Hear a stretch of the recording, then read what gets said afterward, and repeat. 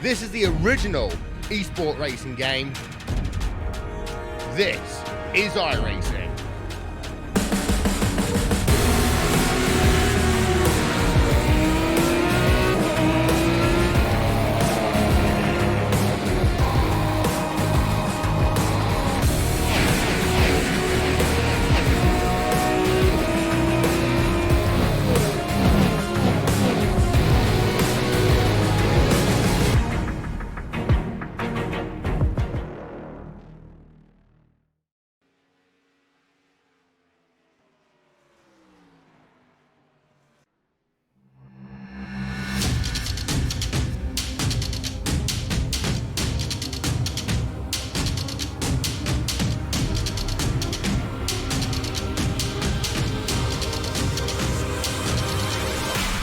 Live tonight for the virtual ISM Raceway in Phoenix, Arizona. We say good evening, sim racing fans, and welcome to LSR TV's continuing coverage of the 2019 Full Throttle Real Sim Racing Cup Series, powered by Sim Racers for Mental Health playoffs, where tonight the round of 8 draws to a close, and we will know the 4 names that will fight for the Full Throttle Cup.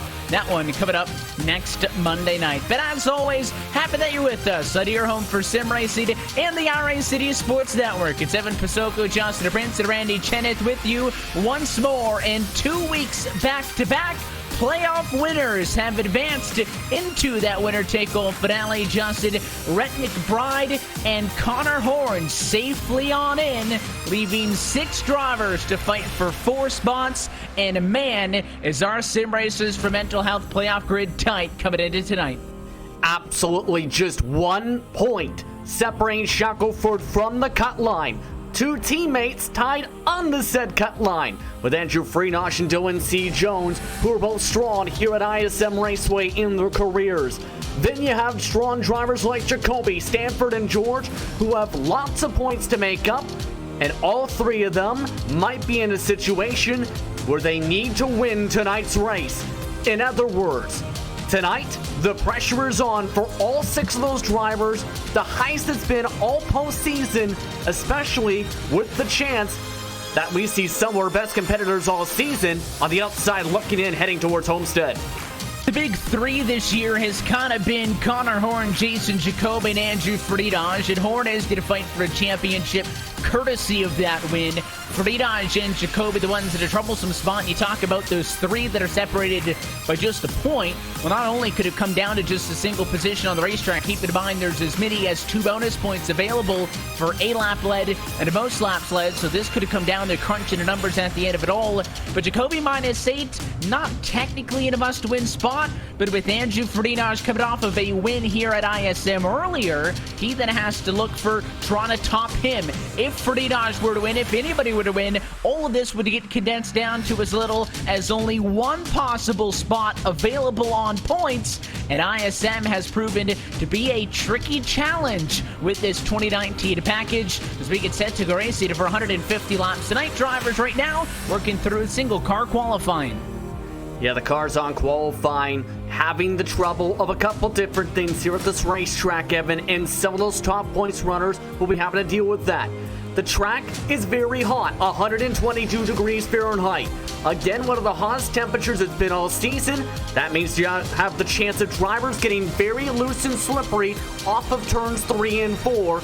Reminder, this is the start and finish line that is currently down what is the now former backstretch in real life.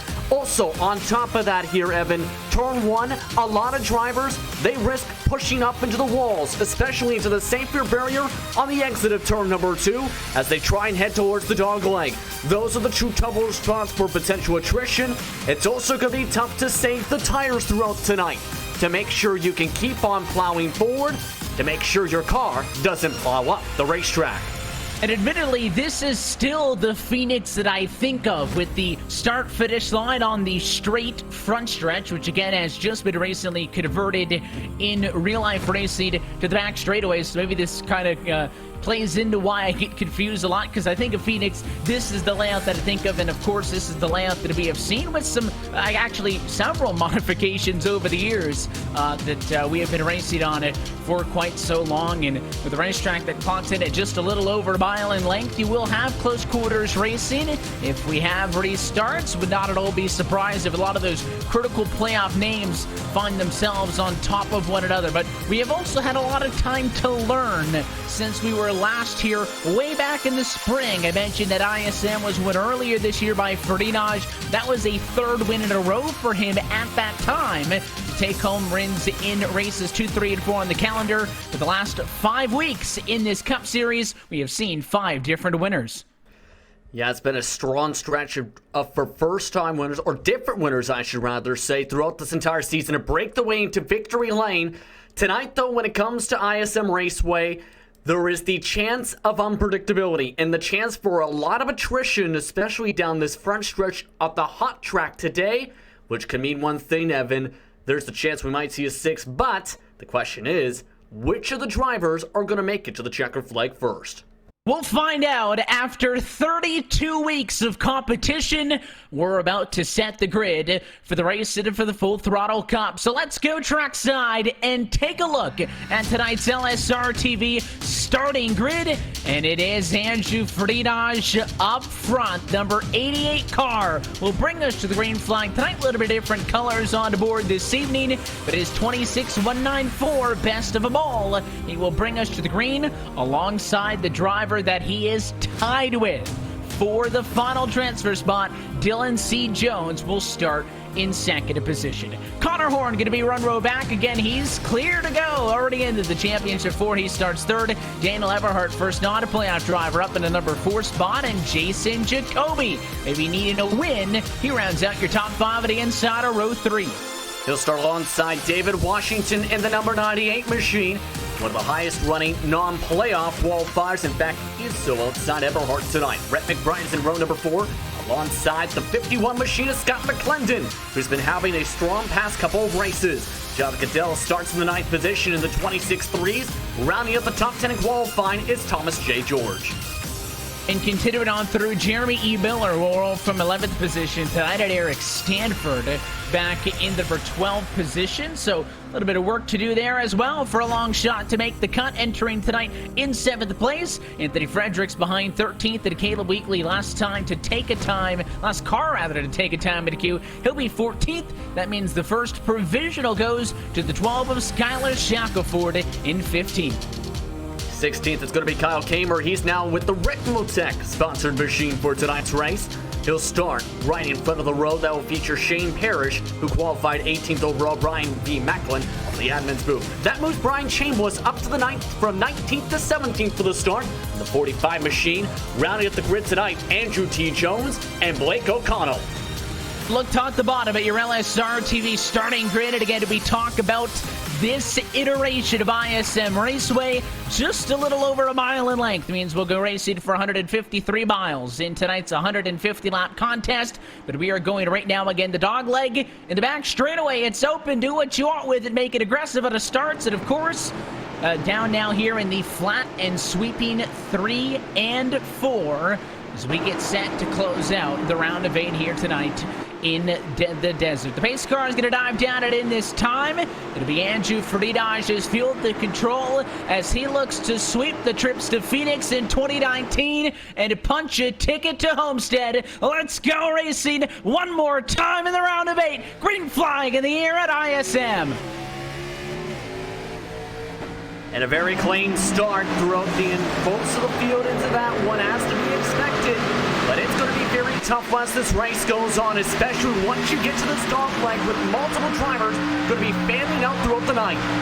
You can see clear for the race lead, but a challenge on for second. It's Horn on the inside of Jones. Jacoby on the inside of the 90 at Daniel Everhart. That'll trail off a little bit at a turn number 4. And Jones the advantage in the fight for second position. Still the white and red 24 of Horn on the bottom. Not needing to win. He's already in that championship 4.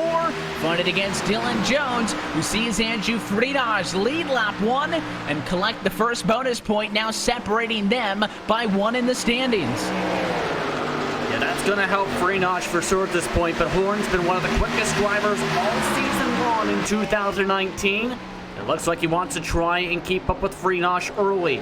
But I'm surprised Jones sacrificed a bit of the top early on. That has been the preferred line to defend and make passes with this higher downforce package throughout this entire week. And the more they fight now behind him, though, the more that Jones can breathe. And you can really see there that shot off of the back of the 03 machine of Jones watching this fight for fourth as Jacoby pushed up, set over the quarter. Eberhardt saw that, gave him some space, but still tight on each other to battle for fourth and fifth as they come into turn one and now turn number two. Three car going way down using the apron, trying to cut the dog leg, but Dylan Jones in front of this battle will take the same line as Eberhardt right there. The Nani car clearing the fight for P4. So after all of that excitement, Eberhardt and Jacoby finish exactly where they started, fourth and fifth. Yeah, Jacoby tried to make that bottom side work, but the main thing that makes it so difficult, Evan, as he nearly goes up the racetrack this time, is that in 3 and 4 especially, you have to get off the gas a bit more to make sure you don't push up into the car above you. That means a lot of drivers will try and get to your outside quarter panel, try and keep it side by side off of turn 4 and make you lift so they can then blister on by down this front straightaway and make the pass heading into turn 1. And that's how you're going to want to set it up. And at the separation up front, you knew the restarts were going to be exciting. That has always been a Phoenix specialty. But now you'll see as these drivers try to work in, you mentioned the hot, slick conditions. We've seen a couple of weeks now in these playoffs with a lot of hot track temps, 123, and only on the rise with pretty clear skies above the virtual ISM Raceway. Seed McClendon and George battling 8th and 9th position, but single file. A little bit further back to 69, Jonathan Cadell is going backwards. Eric Stanford's been able to get around him, and the next car on deck would be the 12 of Shackle Ford. So not the best couple of laps for the 69 car. You see him there in that Toyota up at the outside line. Shackelford doesn't get all the way through. This challenge is far from done with. I think Shackelford knows he's quicker than Cadell, especially heading towards what I count as the mid-run. It's just about getting the proper line. That time, Cadell had that preferred line to power off the corner. Shackelford, I think, realizes that and just wanted to reset, make sure he didn't burn up those tires by trying to fight against the yellow line and try and fight a tight condition to make sure he doesn't door into the other cars. But as the tire wear starts to kick in here, Evan, at ISM Raceway, that's where we're going to see a lot more of the separation, especially for these cars, especially for the ones suffering in the dirty air still. So far, everybody who took to the green flag is fine. All 20 cars on the racetrack and pretty much without incident. So not bad for a start at a racetrack that, listen, I know it's over a mile in length. It's nowhere remotely close to a short track, but when you're talking about a Cup Series calendar, it kind of races like one, much more so than a lot of the other ones. Still watching this battle, tail end of the top 10. The car on the inside there is the number 19 of Stanford. He'll get up and around the 12 of Shackelford, and as the 8 machine as well, a Kamer was able to make a move. Here comes Shane Parrish in the 18. He'll look to the inside out, so a couple of cars duking it out. More than 5 seconds off for the race lead, but still fighting hard for P14. You had seen that bobble a lap ago from Stanford. That really caused this battle because he had to fight the car for the exact reason I mentioned, trying to make sure he didn't push up, or in his case, get loose and hit the inside wall in the position battle.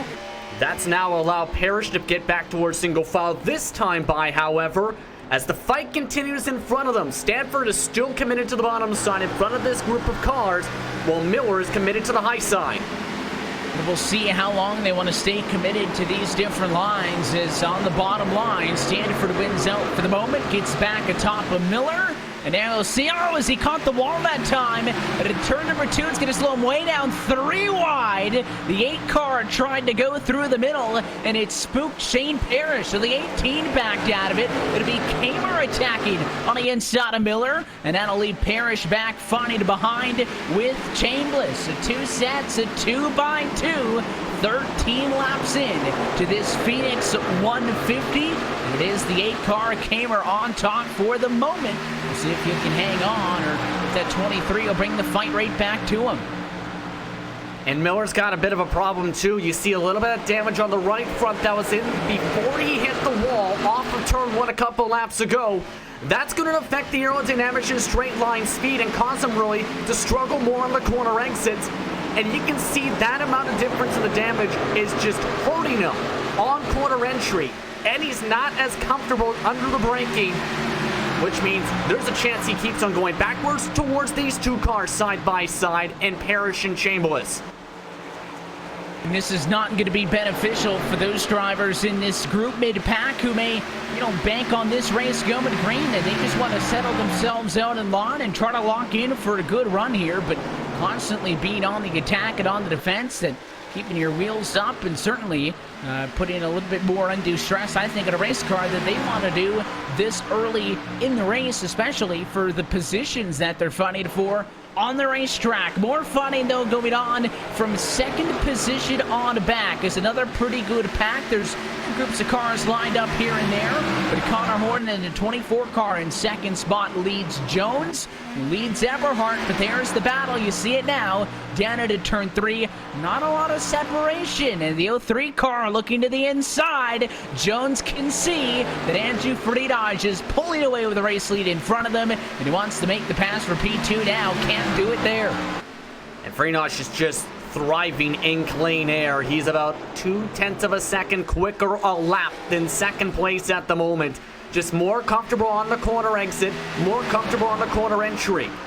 All throughout the entire week here at ISM Raceway, cars, when they've been within about a second to a second and a half, could potentially start to plow tight off the corner.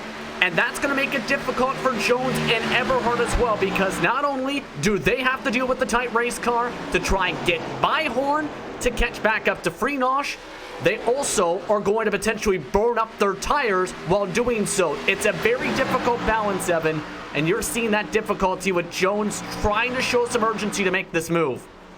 And again, Friedage, we mentioned it right off for the first lap there. Those two drivers came into tonight tied. Friedage and Jones tied for the final transfer spot. Friedage with the best finish or highest finish in this round was therefore given fourth over P5 at a tiebreaker. Well, Friedage leads Jones by 2 spots on a racetrack. Is 3 dives low there, but he can't make anything happen. And he also has a bonus point. So yes, Friedage is leading.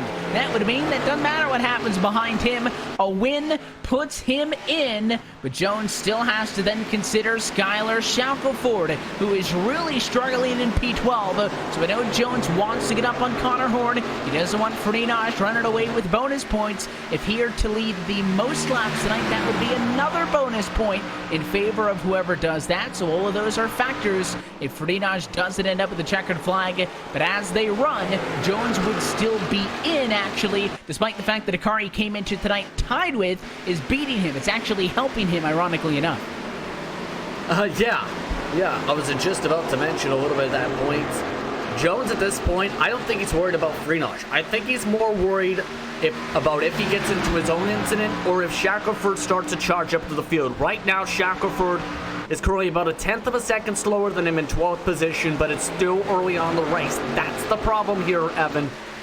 With ISM Raceway and its history on the iRacing service, there's a lot of chance for attrition and a lot of chance for yellow flags, especially in the second half of the race. Right now, he is hoping that it stays very clean, especially for him to help his case to make it into the championship 4. And you figured, especially the drivers with these bigger teams who are in radio channels with 4 or 5 of the guys, that they are certainly letting each other know who's going where on the racetrack, and they all have their own onboard telemetry in the sim with them as well, so they can keep tabs if they're not being told, hey, here's the point situation. Friedage is leading. That would bump him up. It would be you and Shackelford for the final spot. They know where the drivers are on the racetrack, and it's funny, when the points are tighter, it actually makes it a little bit easier to calculate things, because all you want to do is outrun the cars that you are running around. And Friedage has the upper hand and continues to pull away now to 1.3 seconds out in front. It seems like Horn's been unable to get back up to, or rather Jones has been unable to get back up to Horn, and that battle's kind of settled down a little bit. We watch now the 5 of McBride and David Washington doing battle for P6 and 7. Yeah, this battle started to heat up as well as the battle for 13th on back a little bit as Shackelford tried to defend. but you're seeing still McBride just try and change up the lines a little bit, try and diamond it a touch off the corner, compare that to the other battle. Right now, Shackelford, he's been having to defend multiple groups of drivers. He's trying to defend Parrish, had to defend Kamer last time by, and this is all just to hold on to 12th position because he is currently still in the 28.2s compared to much of the other cars that are about half a tenth to a tenth quicker. Monitoring all these battles throughout the field and kind of got 3 or 4 right now going on at once, trying to make sure that everybody binds their P's and Q's as they race off at turn number 4 there. Here's the sweeping move now to the inside. Parrish down on Shackelford as the 12 car really struggling in the opening laps here. He'll lose another one. So Shackelford did not qualify, and you would think, well, in a race where he is in a very tight point situation, why wouldn't you, Justin? But I'm not surprised by that. Shackelford has done this many times. That doesn't surprise me much, but I mean, normally that's given that once the race starts, he's got normally a pretty fast race car, top 10, top 5. He starts making moves. It's been the opposite now, down in 13th position, nowhere near the pace of the 2 cars he needs to challenge, who are both running top 3 right now, and that 8 car Kamer's next on deck looking on him. Yeah, I'm wondering if he's, I don't know if this is a pace struggle trying to battle with this setup at this particular racetrack. This is a fixed series setup. Or if he's just trying to stay towards the back in case things get too hectic about 5 seconds up the road, let's say, because it's still a long race. And when you think about the fuel calculations, Evan, it is doable potentially for one stopper, but just barely. So there's a chance he's thinking of a lot of the different things, not wanting to overdrive the equipment, save his tires and his brakes a little bit, and then later on, we might see him push forward. We'll have to wait and see, though. That's the main thing, because right now he's a couple tenths off the pace. It's just not clicking right now for whatever reason, and if Kamer is to get to him, I mean, you can see on those shots that Kamer, Chambliss, I mean, there was a handful of cars lined up, all wanting to get a crack at him, but at least for the moment, he stays strong. Again, peeking at that 5 of McBride, continuing to try to chase down David Washington. This battle for 6th, 7th, and in fact, McClendon behind them at 8th. All those drivers running exactly where they started this race from now 30 laps ago. Andrew Freitas continues to stretch out in front, and Eberhard as well in 3rd has trailed off a little bit, but the battle for 2nd has not simmered down at all. And in fact, Jones got a good peek that last lap going into turn 3. Isn't able to establish any positioning, so don't hold your breath. Move's not going to happen right now, but I mean, he continues to look for Horn to leave the inside open. Now let's head back towards that battle because it's now a 2-car position battle because Eberhard last time battled in turn 3 nearly lost the car and was able to save it. He's been trying to run that middle line, you can see there, and nearly bobbled the car.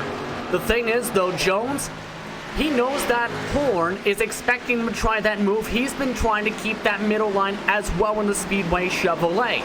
That's been forcing Jones to try as hard as he can to get underneath the Horn and hope that he makes a mistake, force him to check up, to try and avoid tapping the wall, to try and make a run and try and make a move into turn 1. It's just not worked though, as Horn continues to play with that air and take away that preferred line to make a pass. And that's a big deal at Phoenix. You know, it used to not be a topic of conversation, but Justin, you were talking about this as we were talking about the race before we went on the air tonight, that it's kind of a hassle. This is something that these drivers really have to be able to figure out how to manipulate, I think is a fair word for it, with this package, and try to make the most of what they can and try to disadvantage the other drivers whenever possible. So, in a battle where there's a car length, 2, 3, whatever it is, but the cars are still close, it doesn't mean that they're not engaged. I mean, those drivers really fun at each other. It's just a matter of being able to execute with what you're working with. Exactly, and that's very difficult. It is difficult to pass, Evan, but it's not impossible, so to speak. So it's just a matter of fighting that difficulty, waiting for that one slip up from the driver in front of you, and capitalizing it to make your move and push up the field. Right now, Jones currently losing a little bit of time the past lap and a half or so, as you now following on board with Dylan C. Jones. The onboard shot, look how close he got to the fence that time. As you can see him hack it away at wheel, continuing to try to chase down Connor Horn for second spot. I have no doubt as he looks to the inside again that Horn is slowing Jones down. I wonder how patient he will be before he gets physical, because Frida is still running away consistently about a tenth of a second faster than this battle for P2. So he's almost 2 seconds out in front. And the 03 machine, I feel like, I don't know by how much of a margin. We won't know that until he gets some clean air to work with. To be on this guy's bumper this long, he's got to be better. But with Horn occupying that preferred lane, Dylan just can't get it to hook up down there on the inside line. Yeah, he's going to need, I think, really, for Horn to leave the door open in turn 1, maybe. Then try and go side by side through this part of the racetrack here, and then push down through the dog leg and hope he can clear on the entry of 3 and 4. The problem is, with the dirty air, it's easier said than done to gather up enough of a run through that, towards that dog leg section to make that pass. There's differences, too, you can tell with how they're driving these lines. Evan Jones is able to hold on a little bit, it seems, on that yellow line to carry more speed. The problem is, though, he can't carry as much of it off the corner compared to Horn and anyone else that forces him down to the bottom, like that Speedway Chevrolet can do on the top side. So at this point, I'm surprised Jones hasn't even tried to go higher than that second line. Early retirement for Anthony Fredericks, the car who started in 13th position, will take it behind the garage, or to the garage behind the wall. So his night is done. No playoff implications or anything of those sorts in that. So just a housekeeping note, you'll see him drop right there, -4 laps. So his night's done. He'll be 20th and bookend this Phoenix 150. But I'll be honest, with how tight the playoff was, I know that we had some good looks, some really hard driving in those opening 5, which is to be expected. But I'm surprised how, I don't know if lenient's the right word, but how giving these guys have been to this point, almost 50 laps into the race without incident. And we've had some cars getting close to each other, playing with the air, but nobody really beating and banging, nobody leaning. I am starting to see these cars get squirrely off of the corners, so maybe that's a sign that pit stops may not be that far away if you were to go 50-50-50 on a 2-stopper. Yeah, that is a possibility if you prioritize the tires more so than the fuel. And Eberhardt's actually going to come in on lap 40 here. So this is an interesting one. This is a 150-lap race, and the max fuel you can go is around 70 to 75. So it looks like some of the Aegis cars are trying a very different strategy here than I think you'd even consider. And we'll see if they follow him down or if Eberhardt kind of ends up being a guinea pig here to see how the car would work on a little bit of shorter stints for his teammates if we get yellows later in this race. Because, I mean, the math works. If you can get to 75 and you really wanted to push that all the way to the limit, you could one-stop it. But I still think that 50-50-50 is probably your best bet, and making a two-stop race 40 is certainly side. But as we say that, Thomas George in also. So the 9 car down to pit road.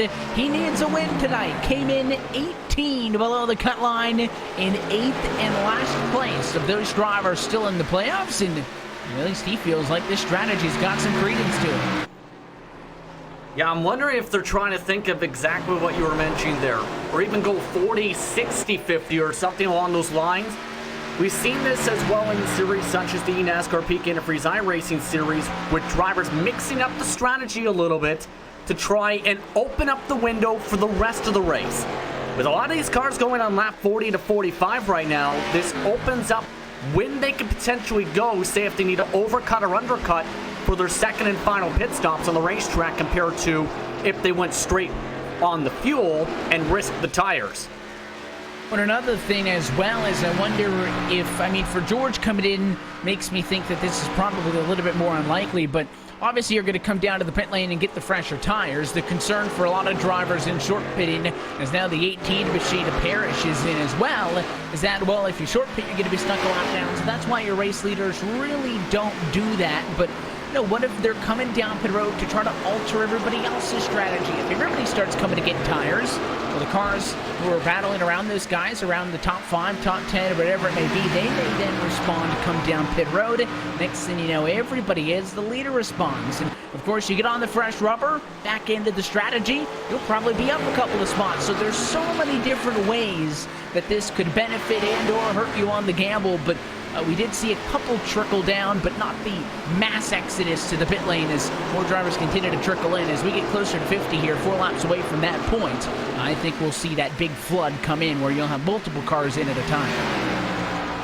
When I think about it more and more, again, the distance at 150 laps definitely opens up that door for that 50-50-50 because the tire fall off here is massive. We've already seen 2 seconds of fall off. It isn't going to matter. Caution's out.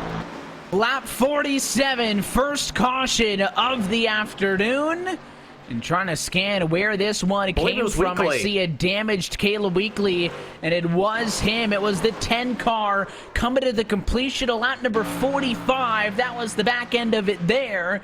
And you'll see he's all on his own. I mentioned that the cars were getting a little bit squirrely, and you'll see the back end slide way out here at a turn 4.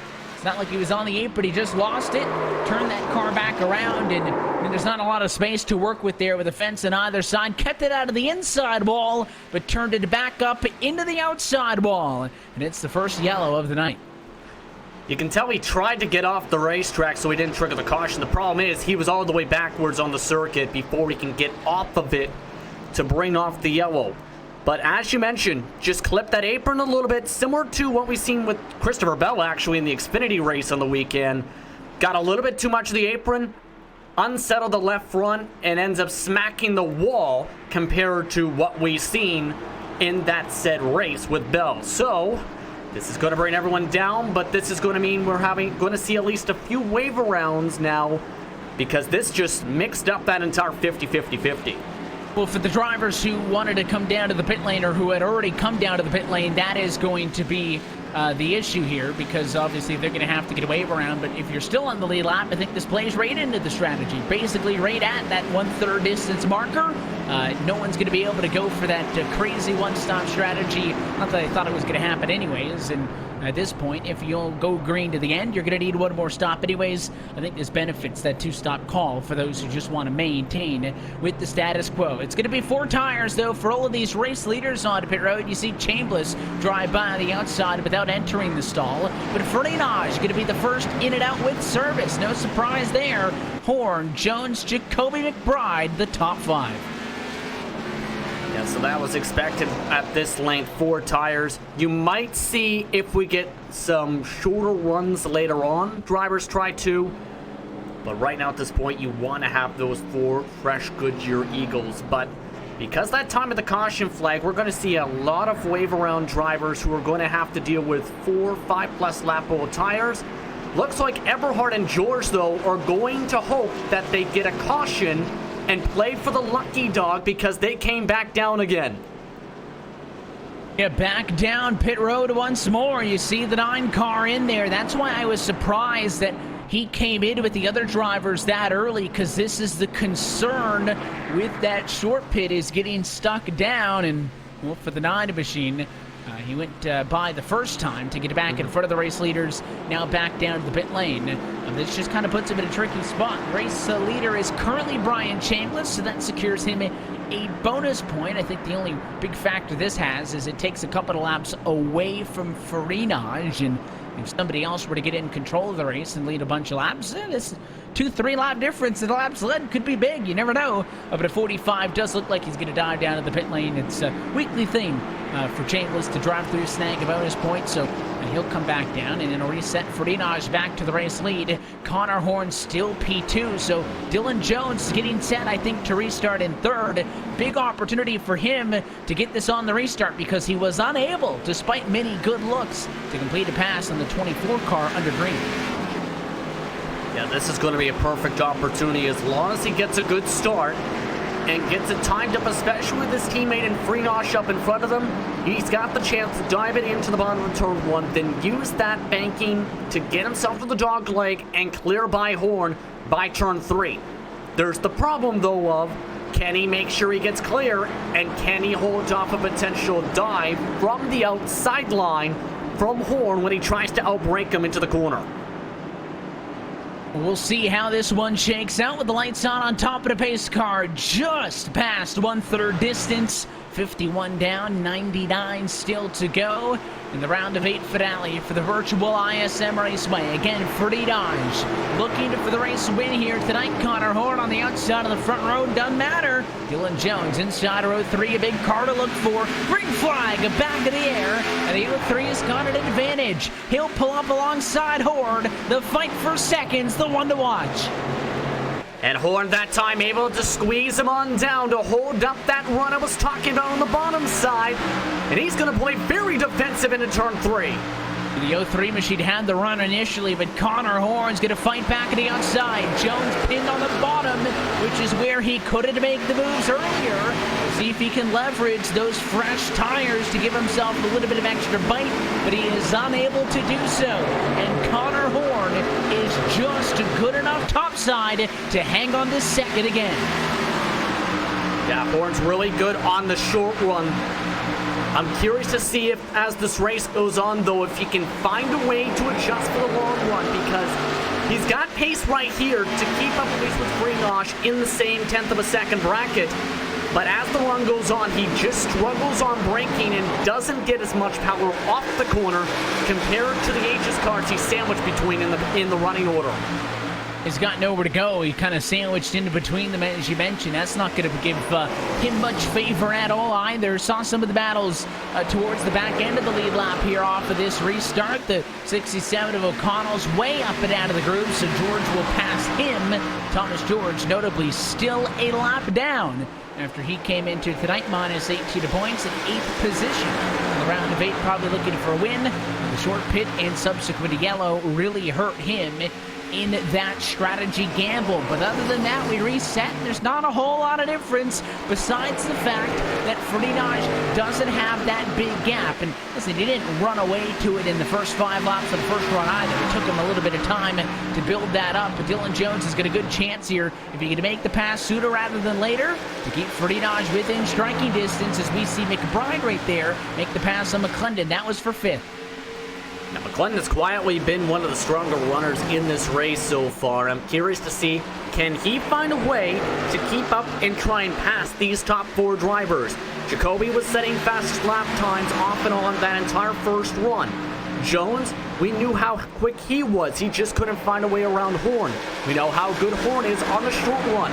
We know Freenosh has the major advantage of clean air at this point to keep him pushing forward and carry a little bit more speed off the corner exit and more comfortability. So there's going to be those little differences amongst the drivers that are going to keep me interested to see, can McBride work his way into the picture for the top 4? Well, he's been around and flirting with the top 5 spot. We took a couple of looks at him on that first run, but was really never able to get that extra. So the pass on to McClendon here big, because he enters the top 5 for the first time this evening. All of this to the detriment of Daniel E. Eberhardt, who's going the wrong direction in the 90 car. Again, kind of mixed up on the strategy and trying to recover from that side by side with the Cadell right now for an 8th on track. Stanford just in front of them. He'll drive to the inside and take one back. And you mentioned it, thank you very much for clarifying this, had just gotten the lead lap back before the time of the caution flag on the fresher tires, but he elected to pit a set down the second time by to make sure he had a little bit extra fuel in the tank, just open up the strategy a bit more. And the fresher tires, as well as the fact that Eberhardt was a top 5 race car before that pit stop strategy, is coming into fruition. 27 flats. He's just about a half a tenth off the race leader in terms of pace. Everyone else behind, in front of him, is about a tenth or two slower than that. So the 90 car obviously trying to take advantage of this right now. He knows that as things start to string out, it is going to be harder and harder for him to take advantage. And the friendly face on the outside, I don't think Stanford is going to give him too much grief, despite the fact that Stanford fighting for the championship here tonight, still trying to keep himself in it. He was minus 12 to the cut line. Also looking to try to get a win this evening to join the championship 4. But Eberhardt does eventually get on through, and a tenth of a second per lap difference, I think, in his favor. That might be the benchmark of enough of an advantage to make the pass. Jones is still being, or I guess is hounding the 24 of Horn. faster, but Justin maybe not a tenth of a second faster, and maybe that's why he's struggling, despite, I think, still having a faster race car to complete a pass. Yeah, exactly right now, especially with the added-in disadvantage of the dirty air. So he is sliding around a little bit at this point while making sure he doesn't tap the wall. He's already scraped it once, it appears, in this run so far. So he's flirting a little bit. He's actually trying to power off the corner so hard here, you can see he's nearly fishtailing that back end and burning up the rear tires, which could be a concern by the time you reach lap 30, lap 40, and that would be where you have to wonder, does he elect to stay out the extra few laps, or if he elects to go to halfway, or elects to go and get fresh tires if he burns up this set trying to pass Horn? Well, again, this is the time to do it. It's the same conversation we had with Eberhard, who actually just lost a spot back. Scott McClendon, the next on deck for him as he tries to get back to a top 6 position. Get the spots now because the cars are still close together. I know it's weird not seeing Frenage in that light blue up front, but that is him, the black with the red playoff contingencies. Of course, the splitter, the windshield banner, and the spoiler. That's how you know who is still in the playoffs and who are not. And that's your top 5, all still championship hopefuls. Frenage, a different look at a race car, but he's still there. I mean, he's not that 2-second advantage. He's only 0.3 up, and that's kind of held steady for the last few laps. So because I mentioned it, naturally I expect it to go up this time, and it does by 1/10 of a second. But Horn is still close-ish. So again, Jones get the spot. I'm surprised he hasn't resorted to moving the 24. Again, 24 still leaving the inside open. He'll dive down again. But Dylan Jones's car just does not like it down there. Yeah, he's seen a little bit of opportunity this time with a bit of a run. The problem is he took the run to the wrong position. It's still, though, it's way too early to even consider. You mentioned the point of, does he get a bit physical? I think it's way too early to even consider that. And with the fact that aerodynamic damage this week at ISM Raceway with this package compared to the spring is much more different, I wouldn't even consider tapping the back end of him unless necessary, maybe in the final portions of this race, knowing Horn's already got himself a spot in the playoffs. He does not, even though he's good in the math at the moment. If I'm doing C. Jones, I'm thinking, I'm good at the points, yes, but I would like a win, and I'd like to beat my own teammate to do so if I have to. And maybe it comes down to that point. I think to this point, and of course racing through 16 and 12 and now down to 8, that more or less the teammates have kind of had each other's back. I know that that'll be off by the time we get to Homestead, Miami next Monday night, but how long in the race here at ISM does it last? And you also talk about how the teams, drivers within a team have been kind to one another. Well, also the flip side of this, you're looking at a possibility where you got 2 drivers, the opposing teams, who have mixed it up with each other and had words before this season. That's why I'm kind of impressed with the restraint that we've seen as Jones is again on the inside of Horn for the 2nd spot. Can't hold it for what now, 7th or 8th time? Maybe 9th or 10th at this point. But at this point, somebody's got to say to Jones, you've tried it so many times. Do something different if you have to. The bottom is just not going to work, I think, this week whatsoever. You need to try and get a run, then take it higher up in the dog leg if you have to, in fact, and then outbrake him into turn 3 and get to his quarter panel, buy the apex off so he doesn't get into the throttle as well as he'd like to. I'm just surprised that Jones keeps on trying that yellow line because it's just not working. And you have to think as well, if we assume that Jones has a faster race car, I mean, we've seen passing throughout the field, and it seems like the faster race car has been able to get it done eventually at every point besides here for 2nd position. If Jones continues to have a better car, Justin, but he keeps making it work on the bottom where it clearly just isn't sticking for him, then he's overdriving the car, I think, a lot harder than Connor Horn is. So Horn's just riding that lane, half a lane up, wherever it is, to kind of coax Jones into overdriving that car down low. Jones is going to start to wear away those tires a little bit faster than Horn is on his. That advantage that he may have is going to get less and less and less. It's only going to get harder from that point now. And we are starting to see Freenage open it up now. 7/10 in front, but the same point in the run that we saw on that first stint. If Jones wants to make it happen, he's got to do it now, and there's maybe an opportunity. Jones going to go down to the inside as Horn brushed the wall in turn number 2, but it doesn't take enough momentum away, and Connor Horn going to get back into the throttle in time to stay ahead. Oh, so close, but again, no dice. He actually had to crack the throttle, Jones did, to make sure he didn't get loose off the 4 with how much momentum he was trying to carry. But you were mentioning the tires especially, and mentioning Freenage. Usually that is a play to force the driver behind you to overwork their tires that we've seen the 88 do all season. And Andrew Freenage at this point, with that big gap in the clean air as well, he can save his tires very much more comfortably compared to, say, if he had a tire on his back bumper and pressurizing him. So this is exactly what Freenage is hoping to see, a chance to pull away clean air with the chance to not work his tires as much as potentially both of these cars at this point. And a good timing for the sake of not just watching the same two cars continue to go at it all night long. We are halfway home from Phoenix. 75 down, 75 to go. So let's take a look top to bottom at our Ford Entertainment Group midway race break. Andrew Freenage, your race leader, still out in front. He has led 74 laps, so this time by, he will secure a second bonus point for most laps led, giving him a huge advantage if he doesn't end up winning this and trying to beat out the cut line for one of the final transfer spots. Connor Horn then a second behind his P2 has been vehemently denying Dylan Jones an opportunity to pass him.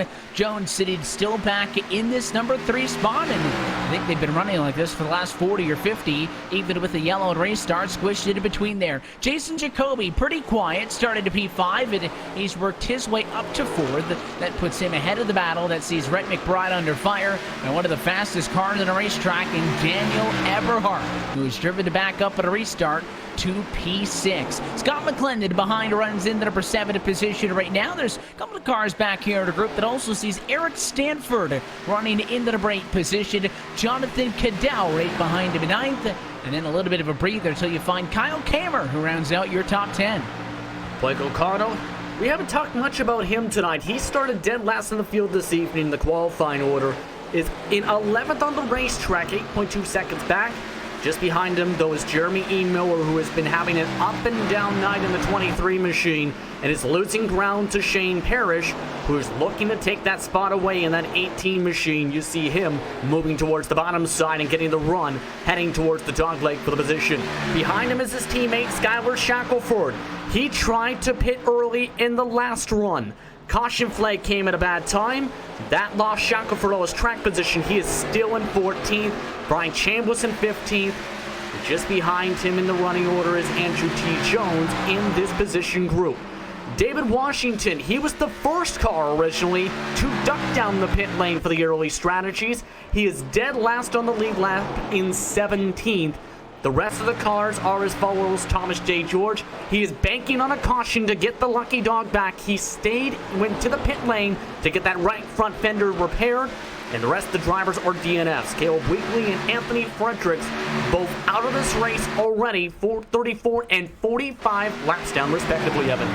That's a look top to bottom at your Ford Entertainment Group midway race break. FEGPC has been serving the iRacing community with custom-built affordable computers specifically built and tuned for iRacing.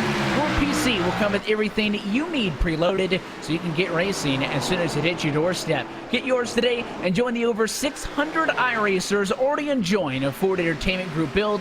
PCs can fit every budget from $540 and up. Go to FEGPC.net and mention code LSRTV10 to get your build quoted today. And a caution for the second time tonight. It is Jeremy E. Miller in the 23 car. He has gone around, and unlike the first yellow, Justin, this one was not unassisted. You see the replay there. Off of the bumper is Shane Parrish. Well, that time the tempers got a little bit physical. This started all the way into turn 1, actually, between these two cars, where you see the run by Parrish. He got the momentum, and Miller tried to come down. Parrish, though, just decided, give him the bump and run, gives it the tap 2-3 different times, and then he just finishes the job, essentially. Spins him all the way around and brings out the caution flag, and now you can basically make it on 1 tank of fuel from here. And I don't know if the bump and run was the best one in that situation, or best decision, because that just tore up Parrish's entire front nose. Yeah, well, the bump worked the first time. The first 1 or 2 was the bump. The third was the dump. And unfortunately, that's what brings out the yellow and tears up those race cars. In a battle that was for 12th and 13th. So you're right, we are inside, though, of the fuel window to go the distance. Friedage leads them down with Horn behind. Let's see if they can all execute it if anything changes in that battle for P2. Yeah, you still want to take 4 tires and fuel after 30 laps or so, but this is going to be crucial. Making sure you don't make a mistake here on this pit road. And if you're in this curved portion of the pit lane, it's a major advantage. Horn had a great launch out of the stalls, just not enough, though, to battle with the first pit. Maybe a bit too much. He has to let Jones and the rest of the cars go. So a speeding penalty for Connor Horn on pit road exit. He saw an opportunity, he overdrove it, and it looks like that at the line, pit speed here at ISM, 45 miles an hour. He was closer to 48, 49. There's a little bit of leeway, but not that much, and Connor Horn penalizes himself with that speedy penalty. Again, it is not the end of the world. I know he wanted to come in here and get the race win, but Connor Horn won last week out at Texas. He's already into the championship 4, but this is big for Dylan C. Jones, and bad news for Andrew Friedage. Yeah, this means one thing. Jones, who is quicker than him in practice by a couple 100ths of a second, now has his best track position of the entire night since the drop of the green flag when he started to his outside. This is a big test, though. Now that Jones doesn't have to deal with Horn, I'm curious to see if he's got the speed to battle with Friedage. We know Jones is really good on the short tracks especially. I'm curious to see if he can find a way to pass by that 88 in his dirty air. I wouldn't be surprised at least if he kept up with him this run. The restart's going to be big, of course. Jacoby, now everybody jumps up a spot. So Jacoby goes to 3rd. It's Everhart to 4th. And McBride top 5 now. The other driver who is already on the championship 4 grid. That one courtesy of a race win at Martinsville 2 weeks ago. If Jacoby could challenge to the inside of Jones, that could hold him up a little bit. But based on what we've seen, Jones should be able to maintain P2. He struggled so much trying to pass for 2nd. I don't think we should get confused in thinking now that he's just going to stroll up there and take it away from Friedage. Probably be a lot harder to pass the race leader than it was to pass a car that was a little bit slower than him. This is going to be his best opportunity. Skylar Shackelford not taking advantage of these yellows. Still back in P11 as the live points stand. Those 2 cars on the front row. Friedage with a win, and Jones by points would be the 3rd and 4th drivers to make the championship grid. We still have, though, this time by 64 laps to go to see if anybody can change that. The pace car is off at it once more. Friedage in control. Green flag back in the air, and it's a good jump. Jones drops a couple of car lengths, but looks like he'll have the advantage for 2nd. He does, as he'll clear Jacoby. And Jacoby actually is still battling because he timed it up really well with the rest of the Aegis cars around him to know they were counting it down potentially from 3, and he estimated it near perfectly to keep this battle for 3rd position up. The problem is he just doesn't have that outside like the 90 does. He loses the spot now for 3rd. It finally does. The Donnie car of Everhart has been on the rise after dropping all of these spots, trying to get the tires and race back up through the field. He's gone back to 3rd, so actually the highest he's been at any point this evening. So nobody in between Andrew Friedage and Dylan Jones for the first time tonight since the opening restart. It's pretty nice. Again, has already secured 2 bonus points. Jones trying to take the race away from him. And Eberhard trying to play spoiler. If he could mix it up, would it be the first time. Took a win from Dover a couple of weeks back. Playing spoiler in that one. And Eberhard, he's been the best. This is the best we've seen him run all year, really, since the postseason started, especially since Dover. He struggled all throughout the middle months of the season in that 90 machine. Right now, he's running the fastest laps on the entire racetrack for a majority of the time at the moment. At the moment, it's in ages 1, 2, 3. I don't know if he'll risk playing spoiler and try and make a move quite yet, but he's definitely got the speed to contend for this win tonight.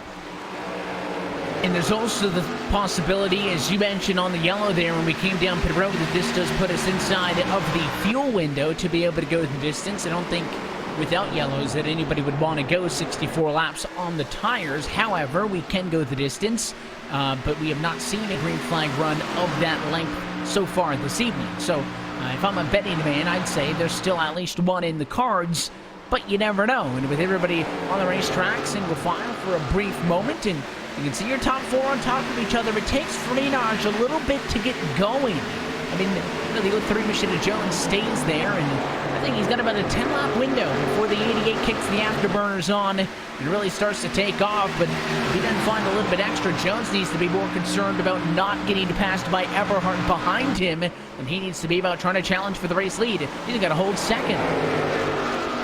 Yeah, one of the main things with this package, we've seen this on the mile and a half and the short tracks a bit, is that downforce in that spoiler that punches the hole in the air really allows the drivers behind, despite the dirty air, to keep close within at least the first 10, 15 laps of a run. Then the clean air advantage starts to kick in.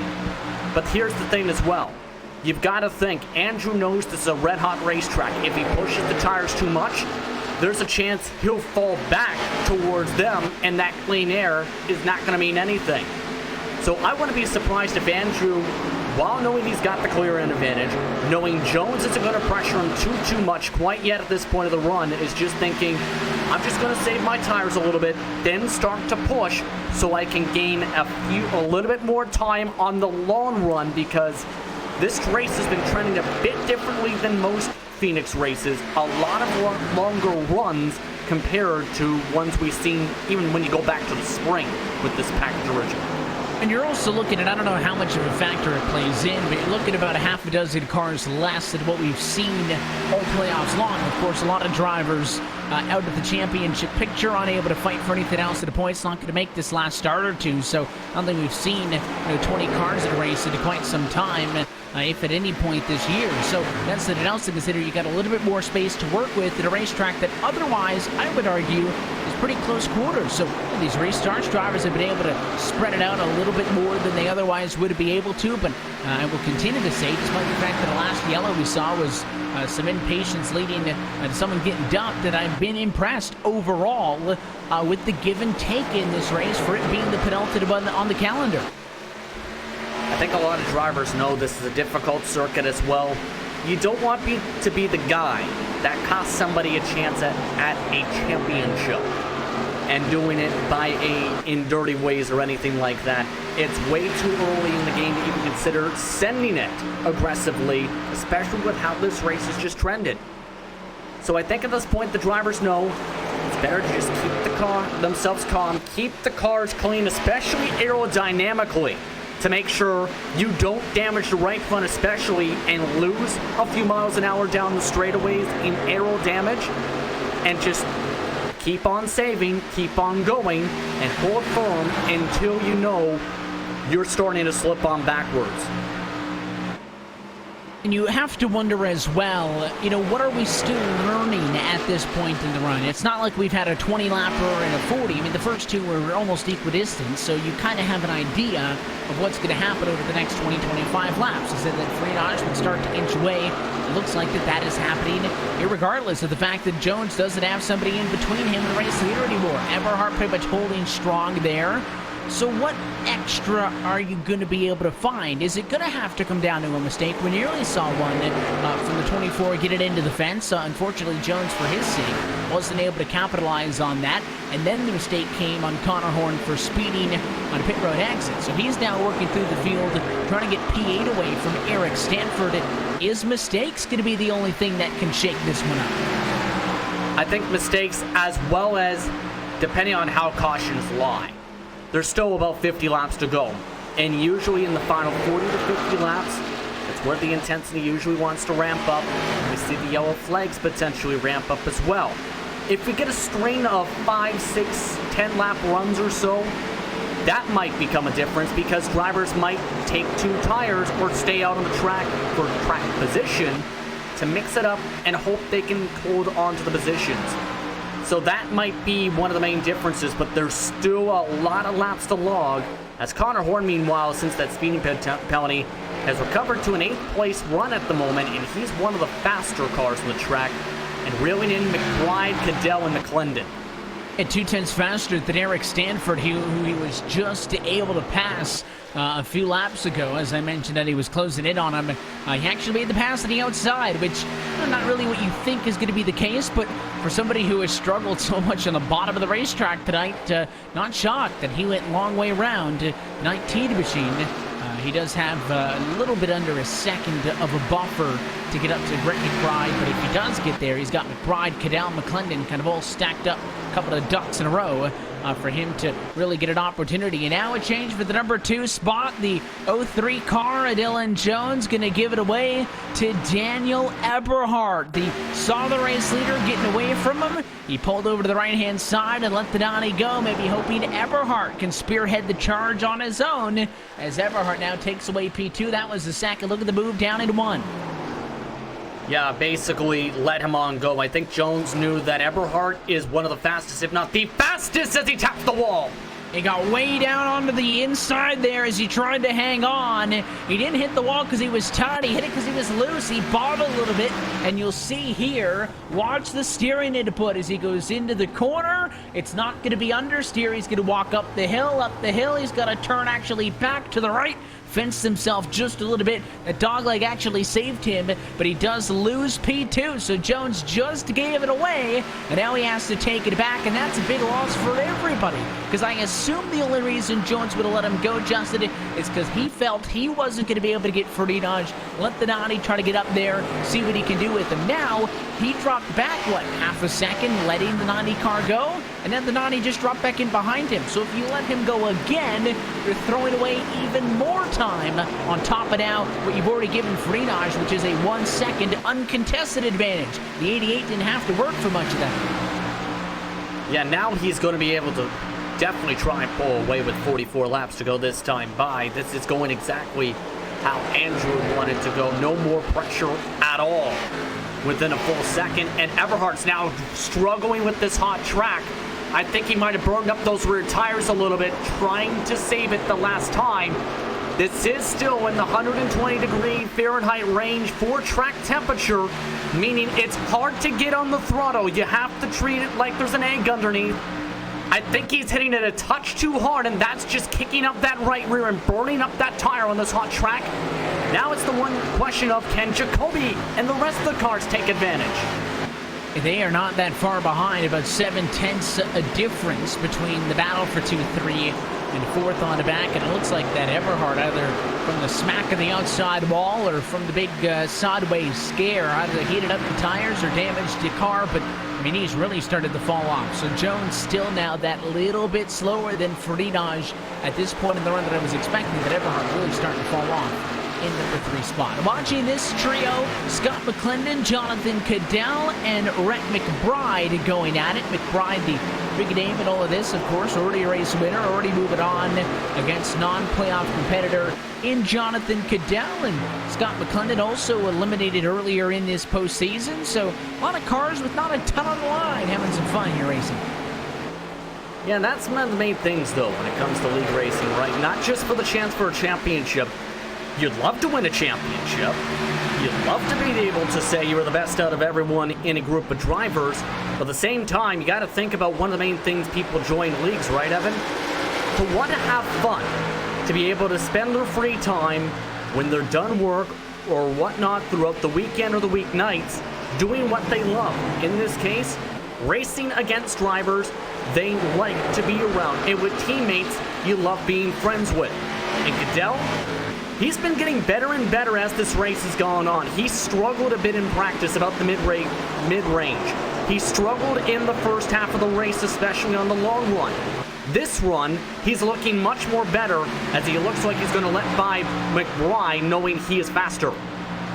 He does. Stayed up at the outside. The 5 car would buy, and he's not going to be the only one. The 24 Connor Horn, don't forget about him, who had a pretty solidly second-best car. At least he was able to hold P2. Oh, caution! Jones Owen in front straightaway. The 90 of Daniel Eberhardt. Caution at lap 112. And I was talking about how much the 90 had fallen off since he made contact with the fence. And as the LSR TV replay will show you, whoa, loose again. And that time spun it around. I'll tell you what, Justin did a pretty good job of not ended up at either of the walls, but still a yellow. And Eberhardt's night really comes to a screeching halt. It looks like that right rear tire just absolutely fell off a cliff in these past 10 laps. And he was able to keep it off the wall. I don't know about the spin part, though, as he went back and forth on the steering column you see it on the onboard. But that's going to bring fresh tires, and this is going to get interesting. Coming to 37 laps to go when they come into the pit lane. And this is, I don't know if I could go and cash this or not, but I said I'd bet on another yellow, and now it's kind of in the point where the trends would say this will be the last run of the race, but late in these ones, you tend to get a couple more yellows. But let's see if everybody can execute on pit road. Do we see another speeding penalty? Can somebody either get in or get out of the box without error? And can Andrew Friedage once again stay in control of the field? It's Friedage, Jones, Jacoby, McClendon, and McBride, top 5, all stacked up on the pit road. Would somebody dare gamble with 2? Haven't seen that tonight. I think we ran too many laps to even consider it, about 20 plus. Too many. And we have contact on pit road. Jacoby got hit. That's Jacoby back there. You can see the 3 machine. He's all out of whack trying to get into the pit box after he got nudged, I think, by McClendon into the box. So those 2 drivers got into each other. It hurt them both on pit box entry. But the race off of the pit lane is going to be pretty uneventful. Friedage again. Picture perfect. In and out. Jones off second. McBride, Horn, and Jacoby the top 5. And we'll take a second look at that contact right here. You can see Jacoby was trying to move towards the bottom of this pit lane because you're able to gain a position or 2 by doing so. The thing is, though, McClendon needed to get to his pit box.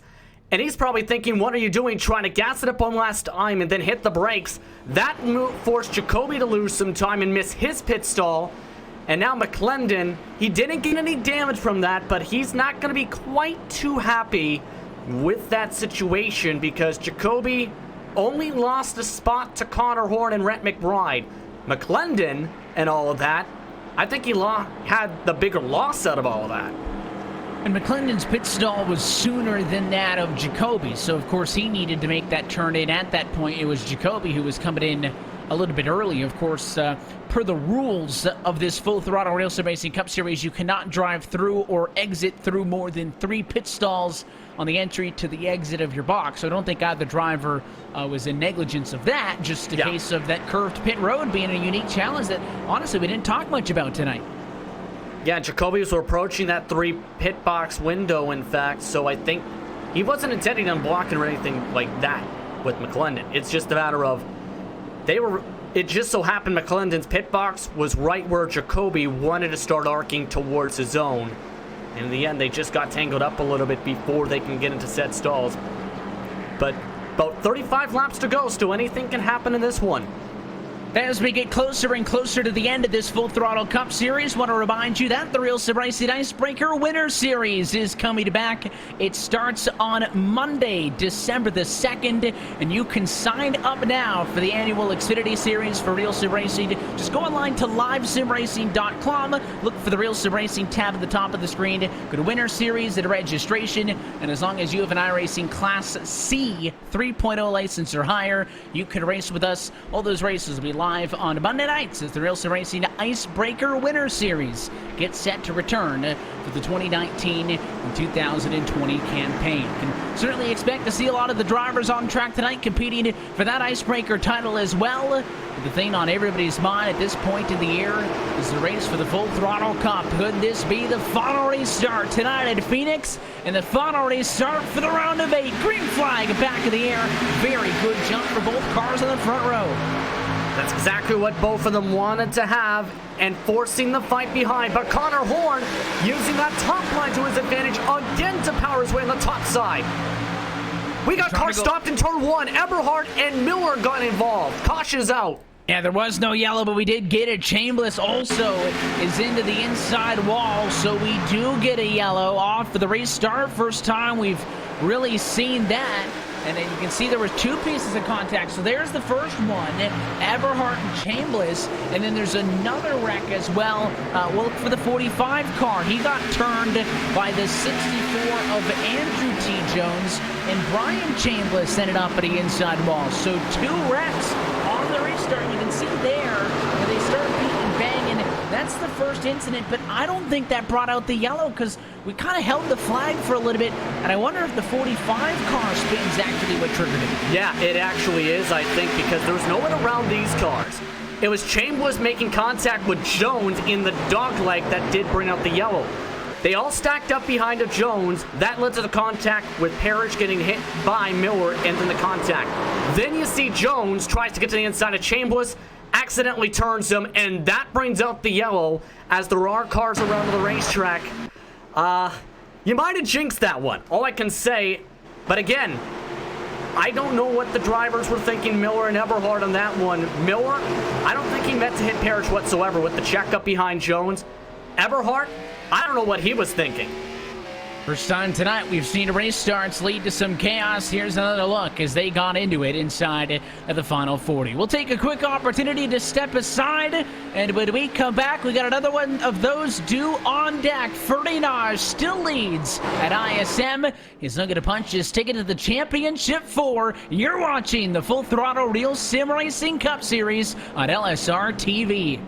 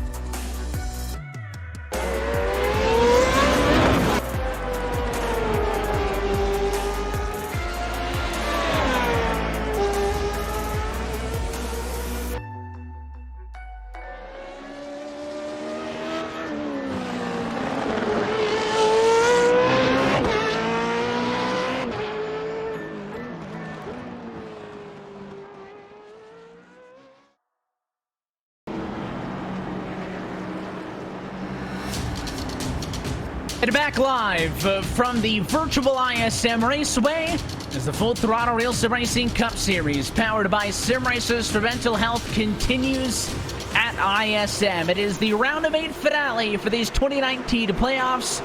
Back with you as Andrew Ferdinand, still in control, has dominated this evening, but he's still 29 laps away from a checkered flag. Green flag back in the air. First time under a yellow tonight. Your race leader hasn't pitted because they wrecked right off for the restart prior, and it is Frinosh clear of the chaos in turn 2.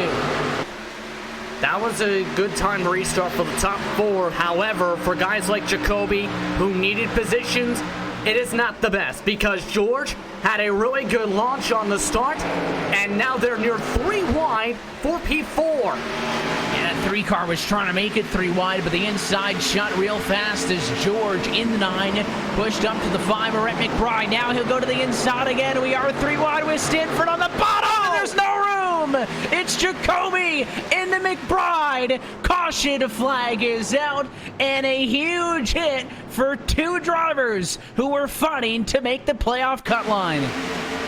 And Jacoby knew he needed to gain spots. We know how aggressive he can get in these situations. He's seen a hole, however, the hole closed, and he's going to take the caution point on that wreck. Colliding with McBride, engine is cooked. His championship hopes are done. Both he and McBride needed to find a way through and make it happen quick to get some points here. And of course, with that 5 machine, Rhett McBride trying to fight against the 3, kind of hold the 3 car off, and well, he just kind of door slammed him there. And it was Stanford who kind of initiates the contact, Justin. Yeah. It looks like the 19 pushed up a little bit, but I mean, you're right. It is Jacoby forcing that 3 wide, and Jacoby kind of going all out there. That was his playoff hopes, and his night is done. You mentioned that he took responsibility for the yellow. I think that's kind of the waving of the white flag, if you would. And for McBride, I'll tell you what, that race win in Martinsville looking that much more important. And take a look at this in the strategy. We were talking about if we got caution flags, they would get mixed up. A couple drivers are electing to take fresh tires after about 4 or 5 laps. Horn and a couple others do come down the pit lane and sacrifice the track position. It does take about 15 laps for the tires to equalize at this about distance, as now they'll be able to get fresh rubber. As Horn misses his box, however, he did have a major advantage towards the rest of the drivers. Top 6 stayed out. The 24 machine is in pit road. You can see he is going to go for 4 tires, and close race off of the pit lane. Not going to be enough for Cadell to take it away. So now he does have a small tire advantage.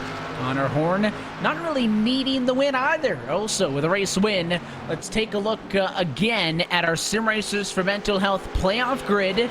Rhett McBride just involved in the incident, and the 24 spearheading the strategy. Those are the 2 drivers who are already in the championship for. The big implications are for everybody else. Jacoby involved in that accident. His night, for all intents and purposes, done with. Thomas George, race high P3. Say it ain't so, as he tries to make some noise as well. Yeah, now this is the highest George has been on. I remember he was a lap down at one point in that Sirius XM machine. And these caution precautions are helping him slowly move up the grid. He's been good on the restarts. He's been able to take advantage of the preferred lines. Now, with him being in a must-win situation now, especially with the top 2 drivers in front of him, George needs to make something work. He's going to need to make a pass in fairly quickly. With 24 laps to go this time by here, still behind this pace car, a lot that can happen. Stanford, don't forget, too, is in that mix. And guys like Horn will have to keep an eye on him. The first car on 4 tires in 7. And we kind of thought that, the trends for the race would probably fall apart late. That's just how these things tend to be, and not surprised that this is kind of where everybody starts to mix it up. So your top 6 are those who have neglected, or I guess decided to stay on pit road as opposed to neglected to pit. It's 7th on the back who didn't get service. So Connor Horn wants to play spoiler. He's going to have to get through 6 race cars. How much of an advantage, though, is 3 laps of actual green flag action on those tires going to be to him? I don't think it's going to help him a ton. I think the biggest thing here is just going to be restart execution versus a small tire advantage. Yeah, with the fresher tires, it's going to be good on the first 5-10 laps or so. It'll start to get within the same 10th at about 10 laps 10 through 15, most likely, and then equalize by lap 15. Horn's hoping to gain these spots on the restart. Don't be surprised if he can make passes on the bottom, though, Evan, despite just a couple lap difference on these tires, and make some moves on some of the drivers on the older tires. Let's see how well this one goes. 23 laps still to go, and it is a great restart for Ferdinand. He'll pull an advantage over the battle for second on the back as Jones drives it in hard.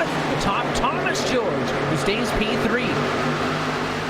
Horn got boxed in by the checkup on the bottom side. Nowhere for him to go. And he's going to be stuck behind a battle side by side between McClendon and Parrish with nowhere to go on the 4 fresh tires.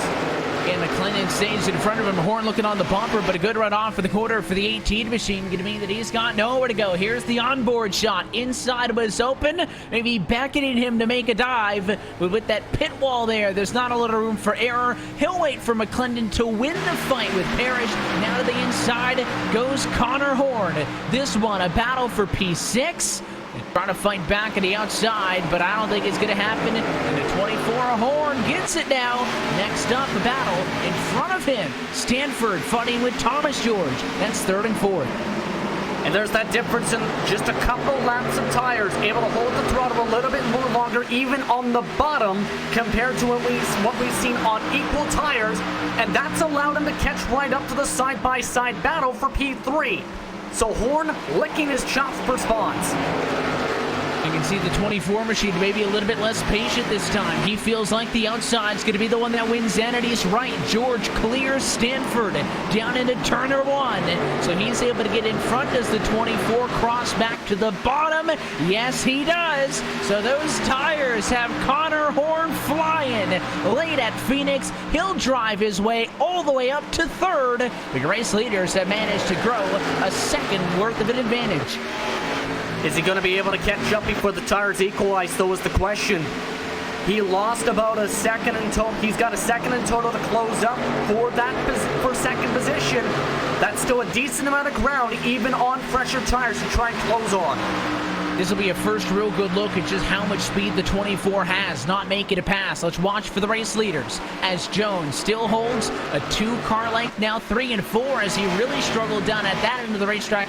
Disadvantage to Friedage. Lap time for the race leader, a 26.421. It was a 5.31 for Jones, but a 4.89 for Connor Horn. So better than Jones, but not the fastest on the racetrack. So he still stays at a 1.1 second loss. Now we're getting towards that point where it's getting close to equalizing now with the older tires. That's what can happen in just a couple laps difference. So Horn's got to find a way for it to work. He's still the fastest car last time by. However, he's now in the dirty air of Jones. So it's going to become much more difficult off the corner exit especially. He'll start getting tighter, just like how Jones is getting a bit tight in Freenosh's air. And Freenage as well is kind of putting the pedal to the metal more so than we've seen tonight. It has taken him some time to kind of get this thing spooled up, but on this restart it may be his most impressive yet. You're watching a fight with Thomas J. George on the back. It's he in 4th, and Eric Stanford the 19, Cadell the 69, and McClendon the yellow number 51, as Cadell will go way low to try to find a spot to the inside of Stanford. Can't get it that time at all. Close there. Thought he almost got into him. These drivers are hanging it out this time by 15 laps still to go. That's still an eternity, though, even with ISM Raceway, because there's still the chance of attrition. There's still a lot of tough battles throughout this entire field. And if you are right now any of the drivers up towards the front, especially Freenosh and Jones, you're hoping this goes green, because you don't want any chance of a yellow flag mixing things up and having drivers risk staying out on very old tires. Still, anything can happen, to say the very least, as the gap is 6, make it 7/10 for the race lead. He's pulling away. Freenage is absolutely putting on a clinic here at ISM, and funny that we were skeptical if this race car was going to have enough to do it, because Jones for the longest time trailed Connor Horn, and we thought that if he could just get by him, he'd have a real crack at it. Well, Connor Horn got a penalty on pit road, dropped the way back. He has since driven his way all the way back up to 3rd, so the 3 fastest cars on the racetrack are back to the top 3, and I think they actually run in the order in which they probably have been on speed tonight. But Connor Horn pitted on the last yellow. That gives him an advantage, and I think he's going to be able to get the 03 of Jones here. Curious to see that, because here's the difference a little bit with the tires as well. People don't really think about too much. If you're on fresher tires, it's easier a bit to defend. If you're on older tires, you don't have as much drive off despite the same lap times you'll see on the ticker and on the board for some of these cars. So that little difference might be enough for Horn to get the run that Jones couldn't get on the Speedway Chevrolet when they were on even tires for so long. He's on the inside now. This is where kind of a role reversal, where Jones had struggled to get around Horn for the longest time. And we questioned how good would those tires be. They have been good. I think Connor Horn, as he takes away second position, is going to finish higher in this race than he would have if he did not make that decision to pit. But the question now remains, is it fast enough to challenge for the race win? 10 laps to go. 9/10 of a second is what he needs to make up. So at minimum, you need a 10th every single time around to make it close. That's a tough ask at this type of a racetrack, because most of the fastest times, even with the dirty air, usually get maybe half a tenth, maybe 5/100ths or 4/100ths. But a 10th of a second a lap is going to need to basically have a mistake from Freenash, help him a little bit. Horn was the fastest car last time by, but again by just about 4/100ths of a second. He's going to need to hope for a yellow, I think. And there's still a chance with 8 laps to go that anything could happen. There's a lot of funning going on back in the pack. The 45 of Brian Chambliss is driving it down to the inside fence to try to pass Shane Parrish, in contact way back here in the field for 10th and 9th. And oh, they're going to wreck now. The 10 got hit again. No caution, though. We're going to stay green. It wasn't. It was the 67 of O'Connell, who drove through, caught Parrish, who was slow from the first contact. Here's where that came from, with the Chambliss driving it hard and working him over. And right there's where I was certain they were going to wreck, but somehow we stay green. Yeah, Chambliss just pushed up, trying to brake hard along the yellow line. And that just little bit of a push was right in Parrish's quarter, left front fender rather. And it was a good thing though for Parrish to keep the car straight and keep this race green. His car is still very hurt though, back in 13th position, but still 6 laps to go this time. Closing in. Again, you still need to get to the white flag to be able to be guaranteed that this one's done per RSR rules. 1 attempt at overtime if there would be a yellow inside of the final 5 as we re-rack and restack them. Horn still faster. Last lap only, though, by about 4 to 5/100ths of a second. That's good time in racing terms, but this is not going to be a 40-lap run to the end. You got 6 laps to go this time by. You're going to have to, now 5 laps to go this time through. You're going to have to make it happen or not. You can see the gap continue to shrink. That time almost hitting that mark of a 10th of a second. Does he have to get all the way to him? Or how close would it be close enough to make a dive bomb? I think if you want to make a dive bomb, you're going to need to be at least maybe 1 or 2 car lengths back at this point of the run on these tires, regardless of the small difference.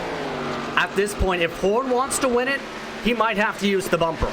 That's what I think he has to go on at this point, because I just don't see the pass coming with how much time is left and the fact he just equalized this past time by. But George, he needs a yellow because he's still in a must-win spot along with Stanford, and I don't think they've got it right now in points. They are currently outside looking in.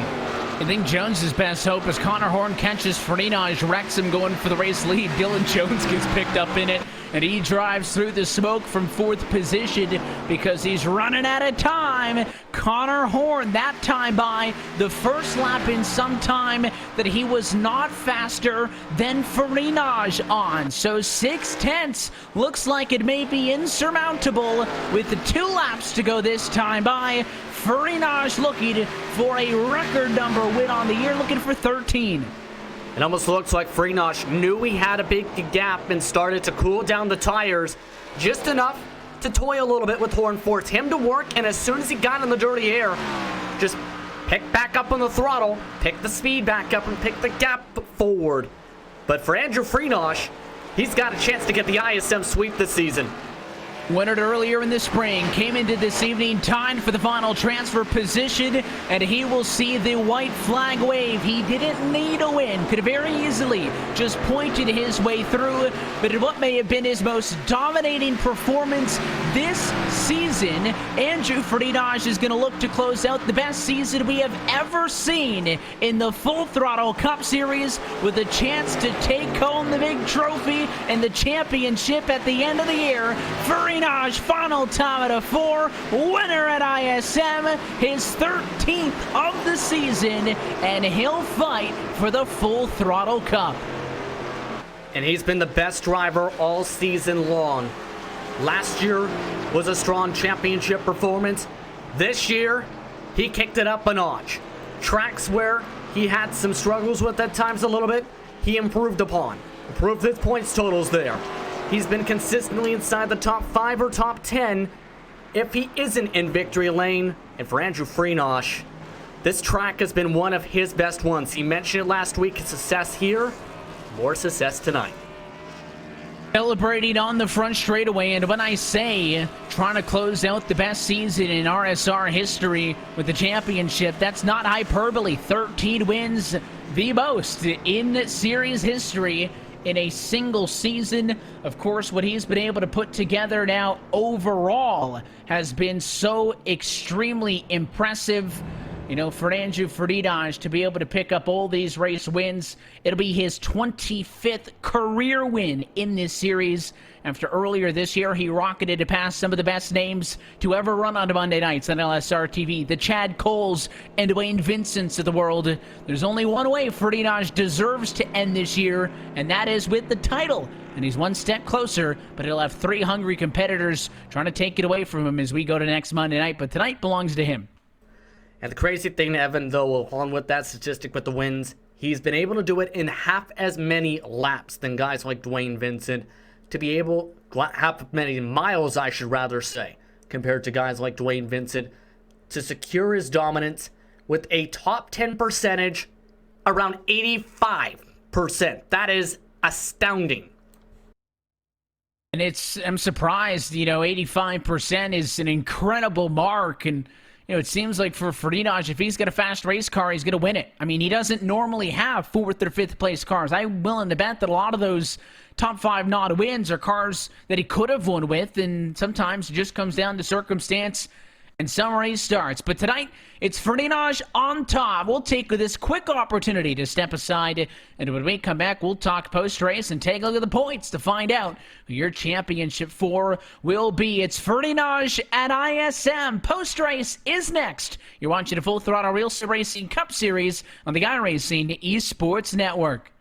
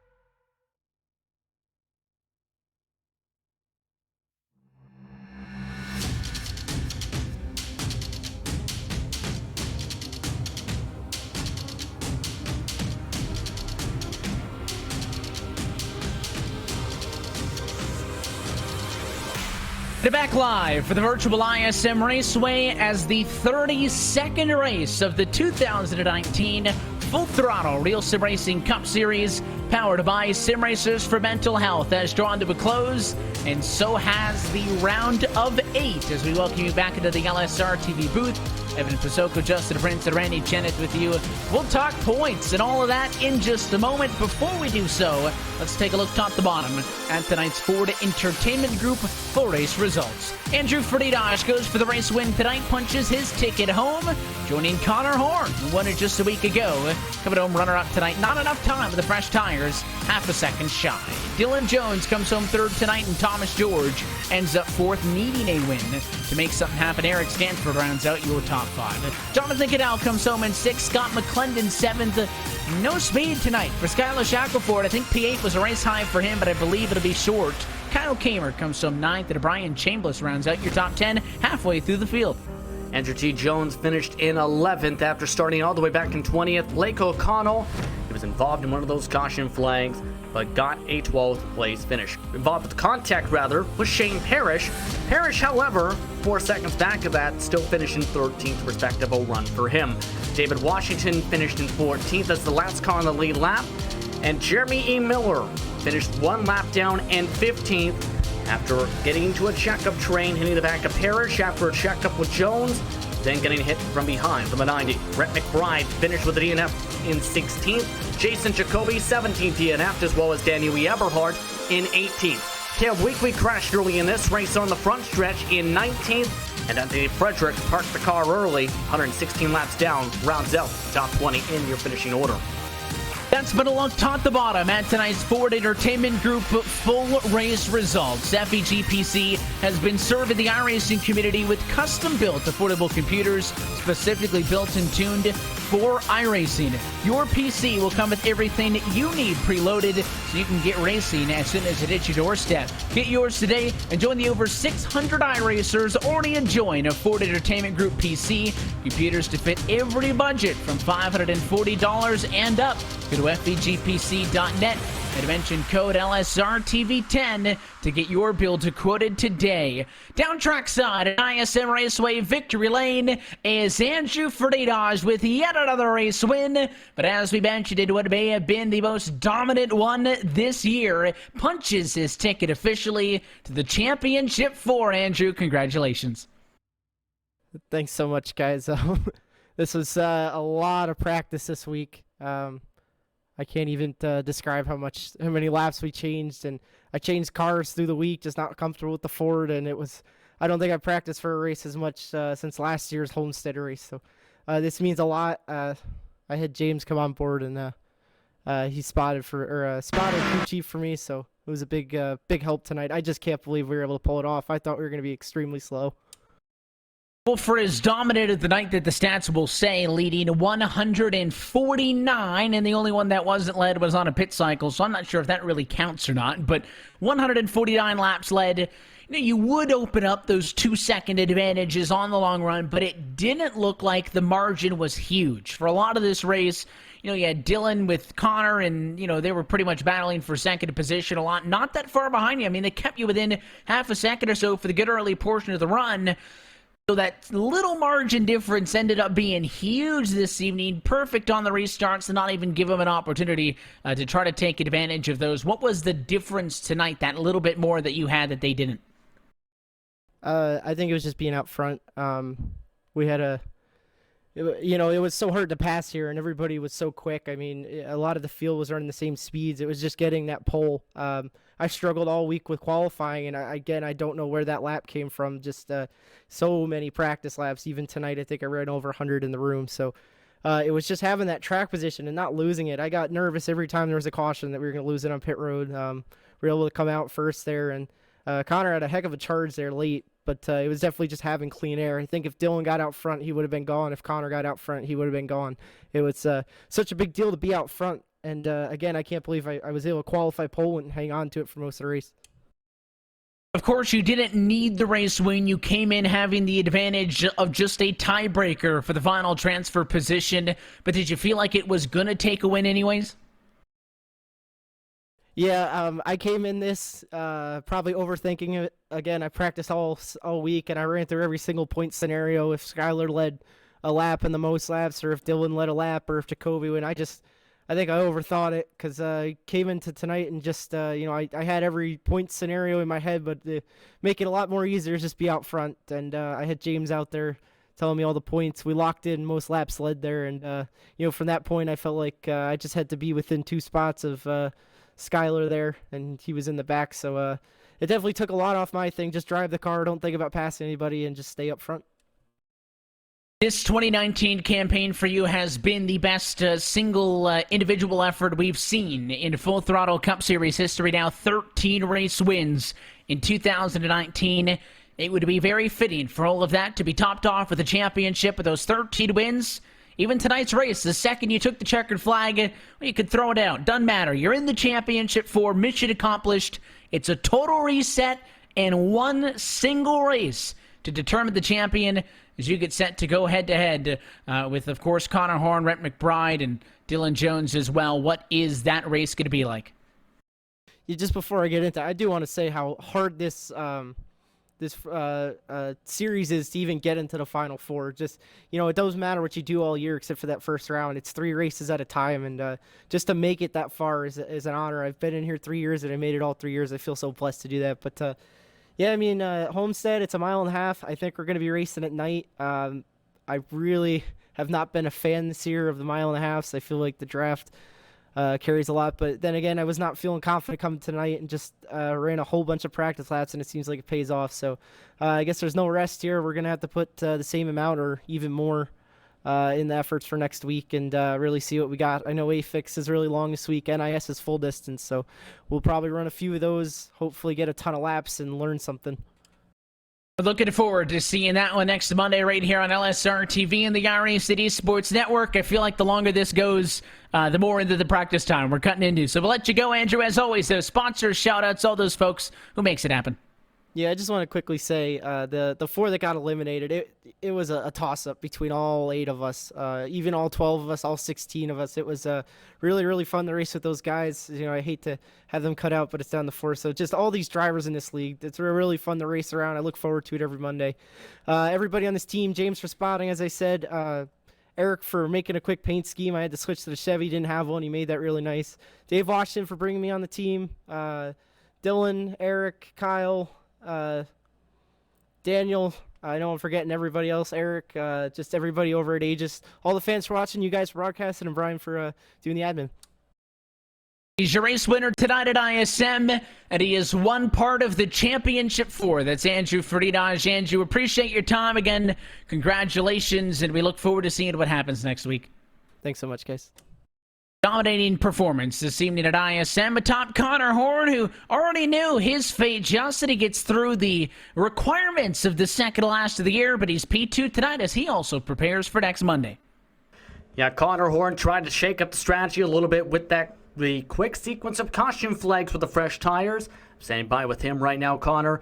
It was a good run for you. You're in second a majority of the night. How are you feeling after being a top 5 contender? Really not about 75% of this race. I feel ready for Homestead, I ran good. I kept up with Andrew at it for a track that I really don't think I'm the best at. I'll just say I'm glad I won at Texas. I really don't know what would have happened if I didn't. I know I was second, but points still were looking good even if I finished second at Texas. So it was nice to run with Andrew a little bit. I don't think he got farther out in front of me when I was second. I think he got 2 seconds ahead. It's unfortunate pit stops. We didn't get green flag pit stops. I thought I could have jumped them possibly, but that didn't happen. It was fun battling Dylan the whole race, and then all the yellows started happening. Had the big one, and I knew the only chance I had at beating Andrew really was to go on a different strategy, so that's what I did. My main hope was take 4 tires there, maybe 5 laps, get another yellow, and then stay out to get the track position, but that didn't happen, and I still drove my way back up to second. I thought I had a chance at it with 10 to go. I think I just drove it too hard, and the tires died, but I still almost got there, so it's pretty inspiring. I think I'm ready for Homestead.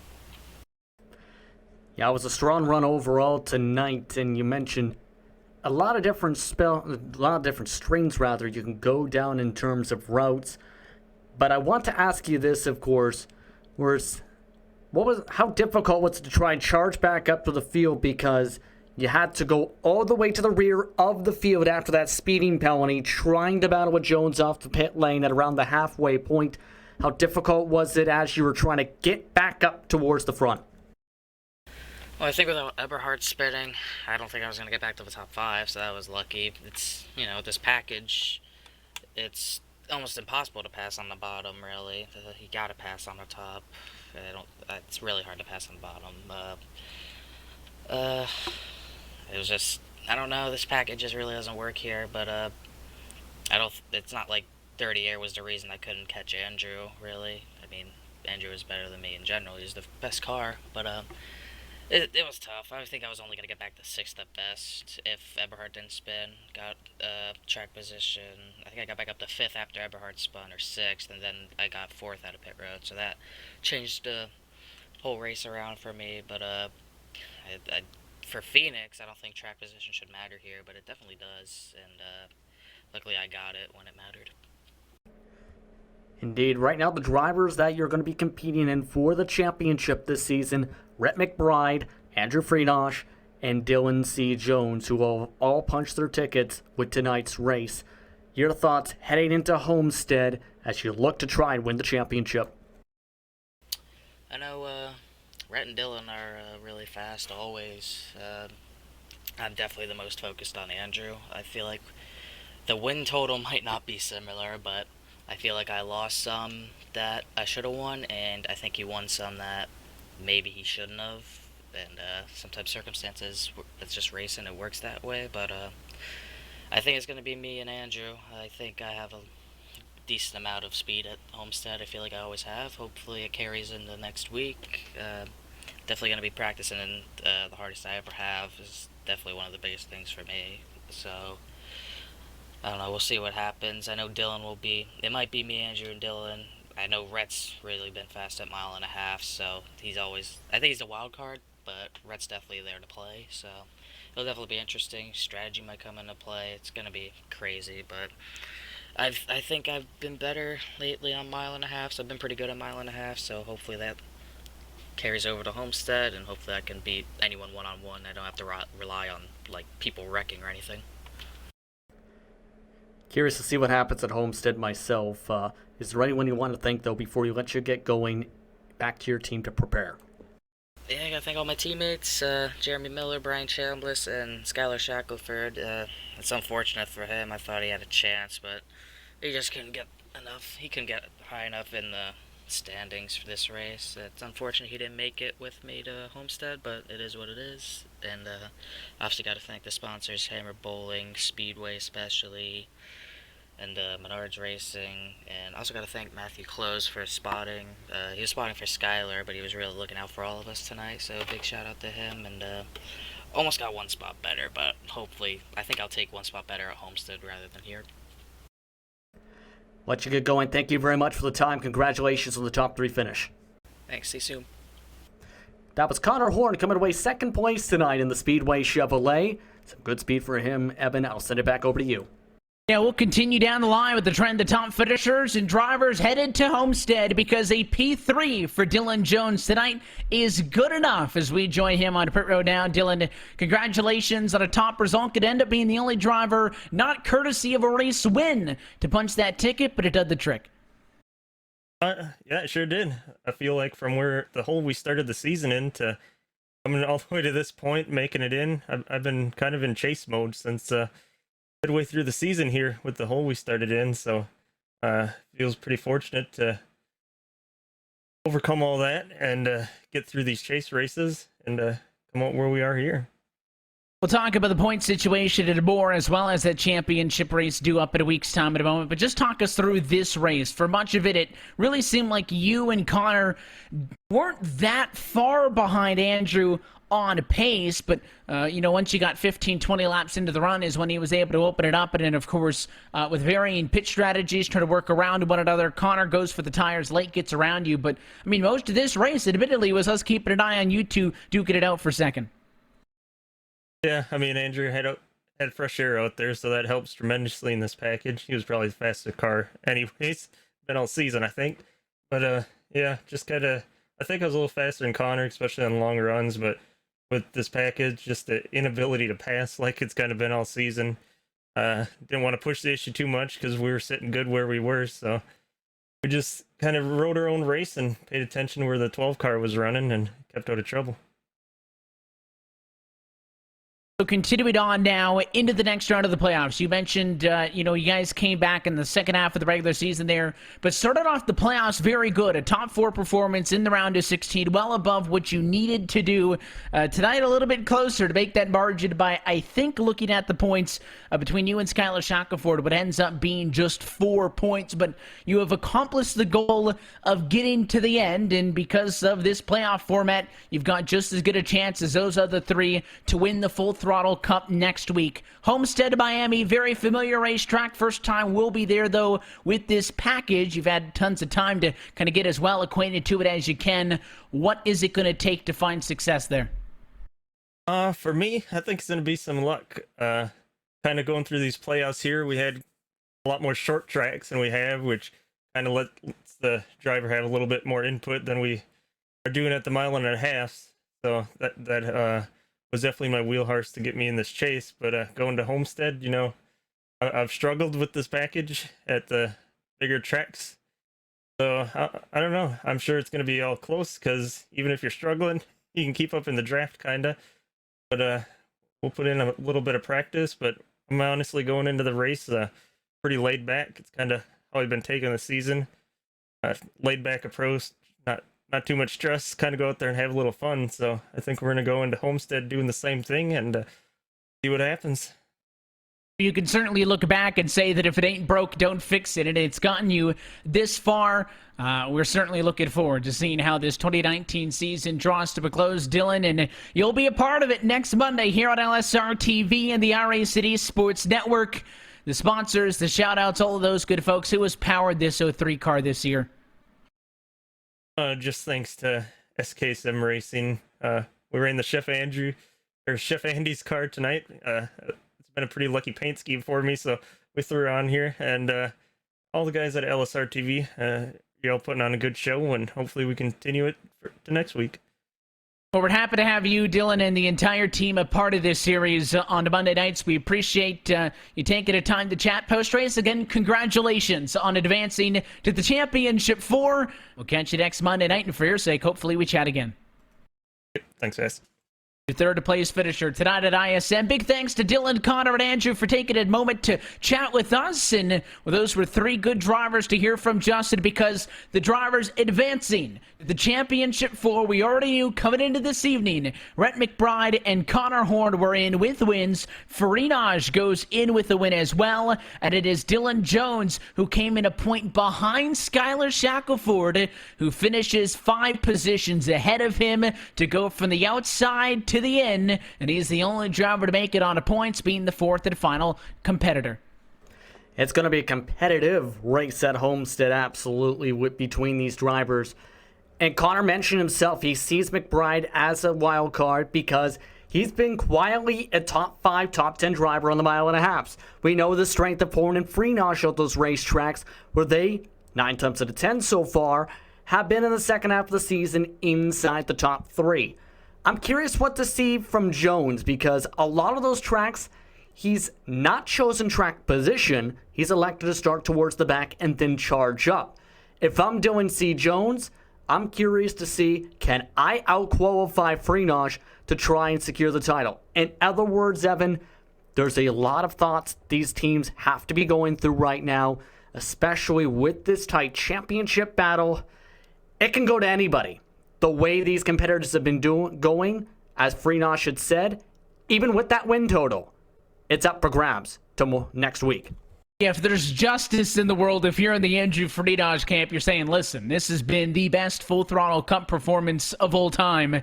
He's got to win the championship. But as we've seen in the playoffs in years past, the fast cars are still there. You still have Farinaj. You still have Horn. I think Jason Jacoby feels like he deserved a spot, but unable to make it, despite racking up 5 wins over the course of 2019.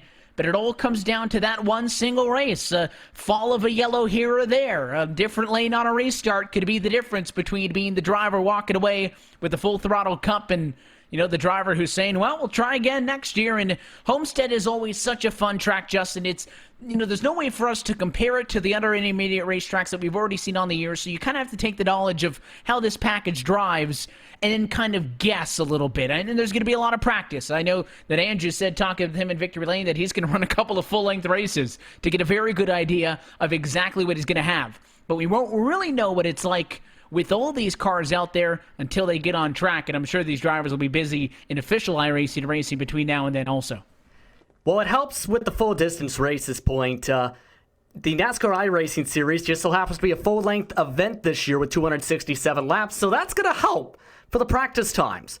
However, the racing absolutely is great at the racetrack. It's one of the best, if not the best, mile and a half in all of NASCAR, in my opinion. And even with this package, there's a lot of different lines you can race throughout the entire event. A lot of cars might elect to stay at the bottom. Others say if they feel a bit tight, wouldn't be surprised again to see them in the middle to high line. It's also a track where tire wear can still come into play because it's an abrasive surface and it could shred the tires a bit more.